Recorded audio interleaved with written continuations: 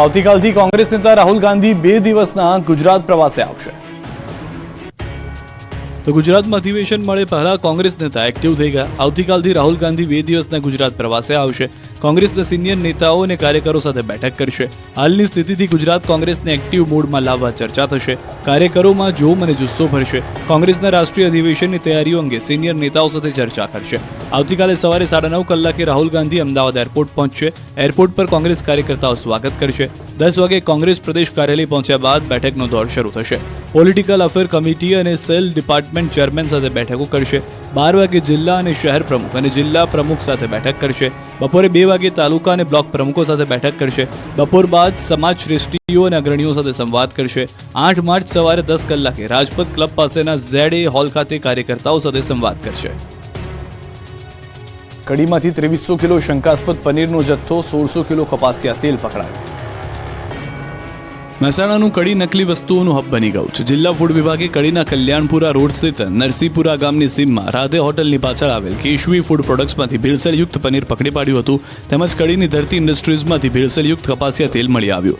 7,80,000નો શંકાસ્પદ જંગી જથ્થો જપ્ત કર્યો હતો। કેશવી ફૂડ પ્રોડક્ટ્સ પેઢીમાં તપાસ દરમિયાન ફૂડ પરવાનો મેળવ્યા વગર એડિબલ વેજીટેબલ ફેટનો ઉપયોગ કરીને પનીરનું ઉત્પાદન કરાતું હોવાનું સ્થળ પર જણાઈ આવ્યું હતું। આ પેઢીમાં ભેળસેળની પ્રબળ શંકાને આધારે પનીરનો નમૂનો લઈ ₹5.5 લાખની કિંમતનો 2300 કિલોગ્રામ પનીરનો જથ્થો જપ્ત કરવામાં આવ્યો હતો। જ્યારે કડીની ધરતી ઇન્ડસ્ટ્રીઝમાં તેલમાં ભેળસેળની બાતમીના આધારે ફૂડ વિભાગે તપાસ હાથ ધરી હતી। સ્થળ તપાસમાં કપાસિયા તેલમાં ભેળસેળની પ્રબળ શંકાના આધારે કપાસિયા તેલનો નમૂનો લઈ ₹2,30,000નો 1600 કિલોગ્રામ જથ્થો વિશાળ જન આરોગ્યના હિતમાં જપ્ત કરાયો હતો। પનીરનો શંકાસ્પદ જથ્થો વિરમગામની અને અમદાવાદની આસપાસની હોટલમાં 240ના પ્રતિ કિલોના દરે વેચાતો હોવાનું તપાસમાં બહાર આવ્યું હતું। આ જથ્થો નમૂના લઈ લેબોરેટરીમાં પરીક્ષણ માટે મોકલી અપાયા છે। ફૂડ વિભાગના વધુ એક દરોડાથી લોકોના સ્વાસ્થ્ય સાથે ચેડા કરનાર ભેળસેળિયા તત્વોમાં ફફડાટ ફેલાઈ ગયો છે।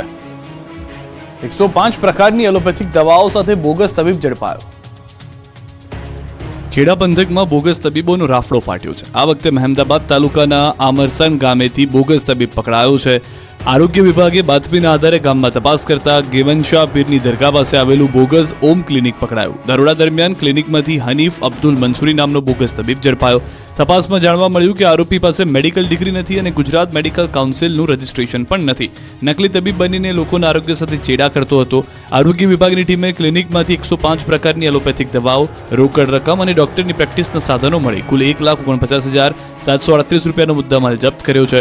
વધુમાં ક્લિનિકમાંથી 3 અલગ અલગ ડોક્ટરના સર્ટિફિકેટ મળી આવ્યા છે, જો કે દરોડા સમયે ડોક્ટરો હાજર ન હતા।